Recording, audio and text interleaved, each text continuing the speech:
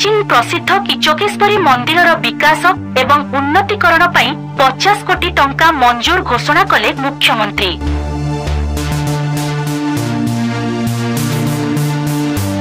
प्रसिद्ध पर्यटन स्थल खिचिंग प्रसिद्ध किचकेश्वरी मंदिर विकास एवं उन्नतीकरण समस्त व्यवस्था करा सहित एथि निमंते आनुषंगिक 50 कोटी टंका मंजूर करने मुख्यमंत्री श्री मोहन चरण माझी आज खिचिंग महोत्सव उद्यापनी संध्यारे मुख्य अतिथि भावे जोगदे घोषणा करने सहित 5 पिल उपखंड प्राय 65 कोटी टंकार 53टी प्रकल्पर शुभ उद्घाटन करिसेंती। एही सांस्कृतिक महोत्सव रे निज अभिभाषण रखी मुख्यमंत्री कहिसेंती जे एही प्रकल्प मध्यरे महिला सशक्तिकरण, जलसेचन, शिक्षा, स्वास्थ्य, पर्यटन और संस्कृति क्षेत्र इत्यादि रही। आगामी दिन में एही प्रकल्प गुड़िक कार्यकारी हेले समग्र 5 बिघा अंचल विकास घटिब। एही अवसर रे मुख्यमंत्री कहिथिले जे 12 वर्ष रे पदार्पण करिथिबा एही सांस्कृतिक महोत्सव आज केवल खिचिंग नुहे मयूरभंज एवं सारा राज्यर मन मोहिछि। आदिवासी अधुषित वनांचल प्रवण मयूरभंज जिला अंतर्गत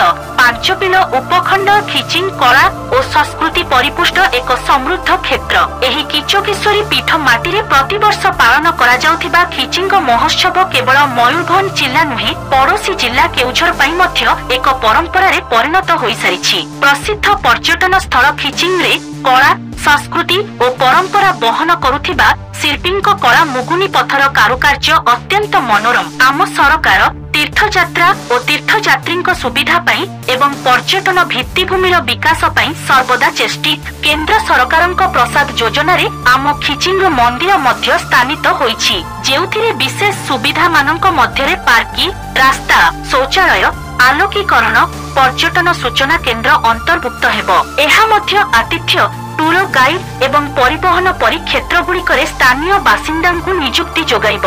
महामहिम राष्ट्रपति पूर्वरु मां किचकेश्वरी मंदिर उन्नतीकरण 52 कोटी मजूर करने निर्देश देइथिबा बेले आहुरी 50 कोटी टंका मिसाई समुदाय 102 कोटी टंका मजूर पाई मुख्यमंत्री घोषणा करथिले। पर्यटन ओडिशार अर्थनैतिक विकास और नियुक्ति सृष्टिर एक प्रमुख चालक एणु एक संतुलित एवं समावेशी दृष्टिभंगी रे पर्यटन भित्तिभूमिर समन्वय विकास और परिचालना पाई 355 कोटी टंका व्यय करबाकू प्रस्ताव दिया जायछि। एथिरे आम खिचिंग मंदिर एवं एही अचलर विकास समेत सिमिलपालर समन्वित विकास पाई आगामी 5 वर्ष मध्यरे पर्यायक्रम रे कार्यकारी कराजिबो। ओडिशार ऐतिह्यकू पालन करिबा एवं निवेश सुजोग को प्रोत्साहित करिबा पाई 10टी जिल्ला रे जिला ऐतिह्य और पर्यटन कॉम्प्लेक्स निर्माण कराजिबो बोली मुख्यमंत्री कहिथिले। तेबे एही कार्यक्रम रे मुख्य अतिथि भावे मान्यवर जंगल,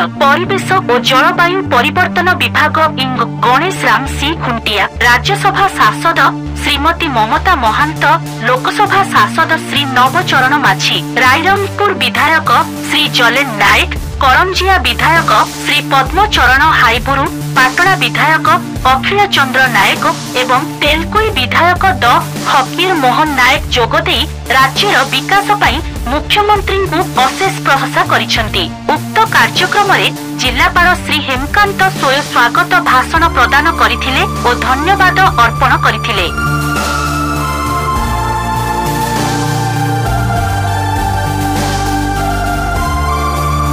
सुमंत पात्रंक रिपोर्ट एसटीवी न्यूज ओडिशा 24।